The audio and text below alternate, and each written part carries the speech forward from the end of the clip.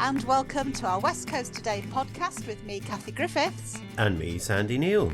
It's been a busy week, what with the elections and all the other news breaking around our patch of the West Coast, so sit tight for a taste of just some of the headlines we have for you in the Oban Times and Lochaber Times this week, as well as on www.westcoasttoday.co.uk. This week I've been talking to two Oban families hit by the ongoing carers package crisis that's leaving loved ones in limbo in hospital for months on end while they wait to return home with the provided care that they need.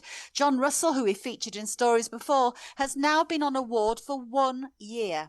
Wife Teresa is still battling to bring him home, and I've also been hearing about a retired nurse who dedicated her career to care of the elderly at Oban Hospital, yet now in her own time of need is having to fork out her own hard-earned life savings to pay for a private living carer. The other option was to be sent off to Clydesbank, far away from family and friends, which would have been the death of her daughter told us.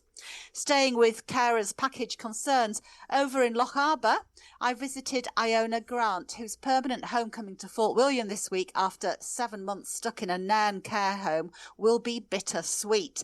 She's still determinedly fighting on for the care package she needs to stay as independent as she can living with cerebral palsy, but for now, coming home means 14 hours in bed between carers visits, which means she is starving herself of food and drinks in that time to avoid needing the toilet. How terrible. On a cheerier note, over on Tiree, a tiny loggerhead turtle who was washed up on the island has piled up with a new rescue buddy in rehab. Little Ruig, who was found last year 2,000 miles away from home in the Azores, is that right? In the Azores, sounds very tropical, is making a good recovery at Weymouth's Sea Life Centre and has been joined there by another loggerhead rescue turtle called Crush, who was discovered beached on Jersey. Here's a date for your diary. Oban's world first Gaelic Makaton Choir, that's a signing choir, are organising a special ceilidh in memory of a much-loved member now singing with the angels. Aingooth members, friends and supporters will be remembering Helen Pearson at a ceilidh on Saturday, June the 6th at the Argyll Gathering Hall starting at 7:30pm. All funds raised on the night will be split between local groups and charities that were close to community stalwart Helen's heart. In November last year, the Oban Times reported how those whose lives had been touched by Helen said a light had gone out in the community after her sudden death. Sandy, how are you doing after the election frenzy?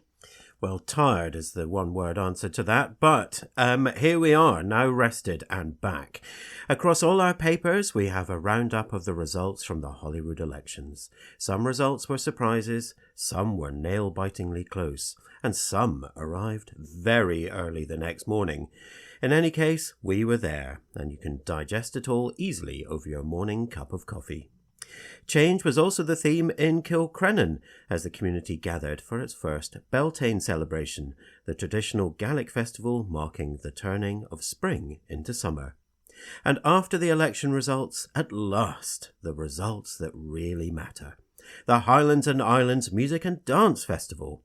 Argyll and Bute won big, beating teams from across Scotland for a second time. You can find out who won what and a picture spread in this week's paper. And in this week's Lochaber Times, walkers climbing up Ben Nevis would have been frozen in wonder at the summit, an igloo, making it the highest altitude igloo ever built in the UK.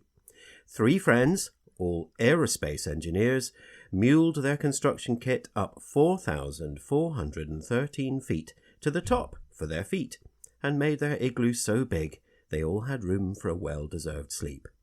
And it was a star lineup of Spidey, Pac-Man, Mario Stitch and Bumblebee at Fort William's debut Comic-Con on Saturday, bringing the vibrant world of geek culture to the Highlands. Never a dull moment on Scotland's west coast, or indeed on www.westcoasttoday.co.uk, our one-stop news website. Thank you, Sandy.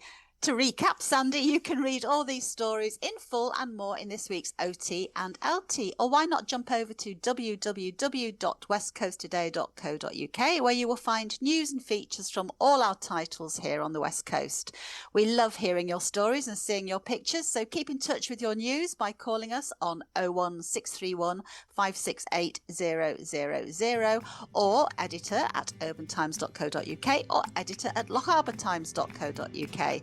Remember, you can also pick up printed copies of our papers in the shops, and this podcast is now available on Apple, Spotify, or anywhere else you usually get your podcasts from. Just search for the West Coast Today podcast in the service of your choice.